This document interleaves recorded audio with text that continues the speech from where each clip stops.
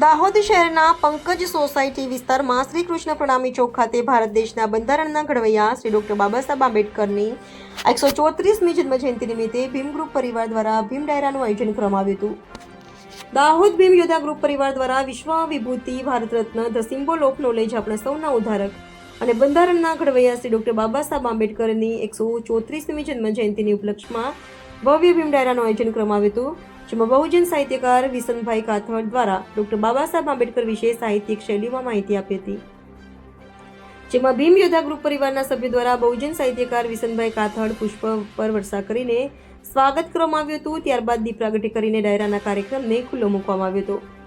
ભીમ યોદ્ધા ગ્રુપ પરિવાર દ્વારા શાલ ઉડાડીને સન્માન કરવામાં આવ્યું હતું। ત્યારબાદ દાહોદ આદિવાસી બહુમૂલ્ય ધરાવતો વિસ્તાર હોવાથી આદિવાસી સંસ્કૃતિ મુજબ આદિવાસી સમાજના અગ્રણીઓ દ્વારા પાઘડી, ચૂંદડી, ગોફણ તેમજ બાબા સાહેબ આંબેડકરની પ્રતિમા આપીને બહુમાન કરવામાં આવ્યું હતું।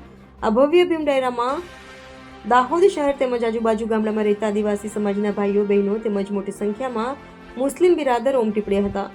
આ ભીમ ડાયરાની સાથે સાથે બહુજન સાહિત્ય તેમજ ગૌતમ બુદ્ધ ડોક્ટર બાબા સાહેબ આંબેડકરની પ્રતિમાનું પ્રદર્શન તેમજ વેચાણ કરવામાં આવ્યું હતું, જેમાં બૌદ્ધિક વિચારધારાના લોકો ડોક્ટર બાબા સાહેબ આંબેડકરની પ્રતિમાનું બહુ મોટા પાયે વેચાણ થયું હતું। રિપોર્ટર દીપેશ ચૌહાણ, દાહોદ।